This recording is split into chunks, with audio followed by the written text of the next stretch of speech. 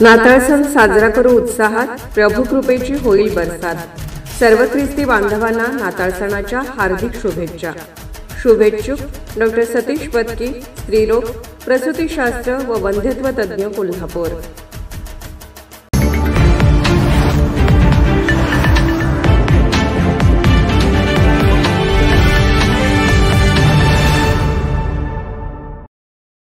रस्त्यावर उतरा, लय अनुभवा, कथा उलगडताना पहा। इफ्फी गोव्याला जिवंत, उत्साहपूर्ण वातावरणात परिवर्तित करते। आतापर्यंतच्या वैशिष्ट्यपूर्ण प्रवासात प्रथमच भारतीय आंतरराष्ट्रीय चित्रपट महोत्सवाने इफ्फी 2025ने पारंपरिक 4 भिंती ओलांडून गोव्याच्या चैतन्यशील हृदयात पाऊल ठेवले आहे। येथील लोक, रस्ते आणि भावनांना एका अभूतपूर्व उत्सवात सामावून घेतले आहे।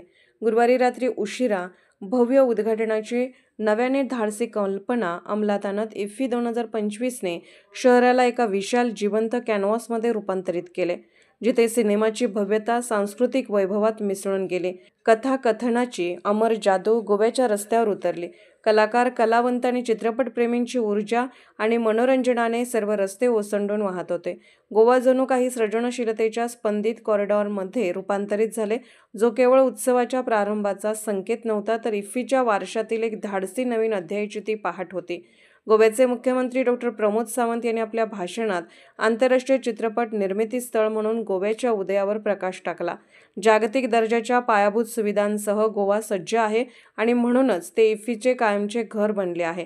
आपले निसर्गरम्य सौंदर्य चित्रपट निर्मात्यांना आकर्षित करतेच, परंतु आपल्या मजबूत धोरणात्मक सुधारणा त्यांना पुन्हा पुन्हा येत राहण्यास भाग पाडतात, असे त्यांनी स्पष्ट केले। त्यांनी नमूद केले की इफ्फी 2025 सृजनशीलता आणि तंत्रज्ञानाचे एकत्रीकरण ही संकल्पना साजरी करत आहे, जे जागतिक सृजनशील क्रांतीमध्ये भारताच्या नेतृत्वाचे प्रतिबिंब आहे।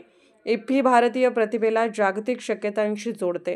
गोव्याला भारताची सृजनशील राजधानी बनवण्याचे आमचे स्वप्न आहे। गोव्यात या, तुमच्या कथा सांगा, तुमचे चित्रपट चित्रित करा, असे आवाहन त्यांनी केले।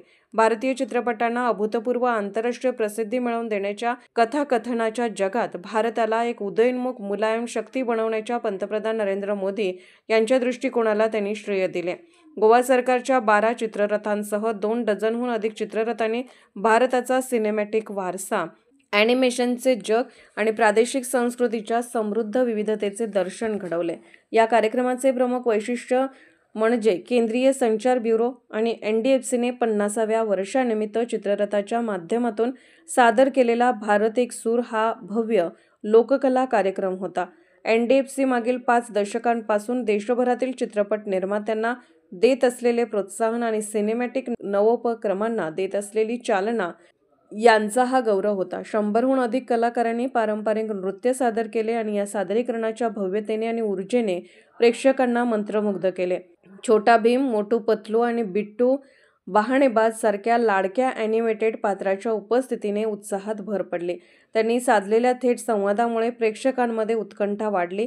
या संचलनाने महोत्सवाच्या पुढील दिवसांसाठी एक उत्साही आणि उत्सवी वातावरण निर्माण केले।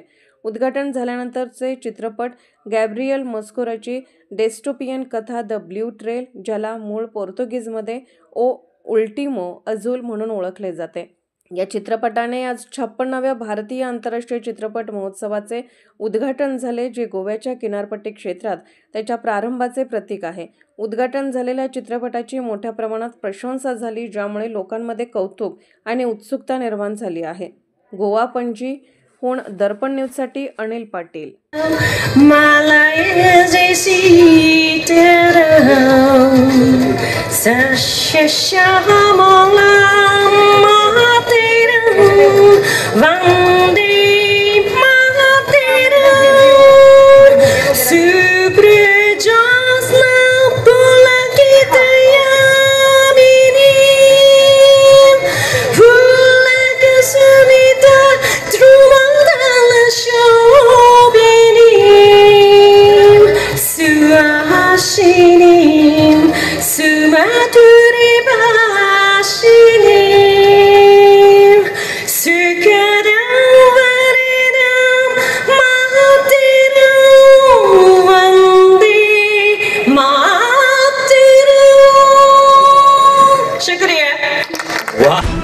निर्भीड बेधडक बातमीसाठी दर्पण न्यूज चॅनलला लाईक करा, शेअर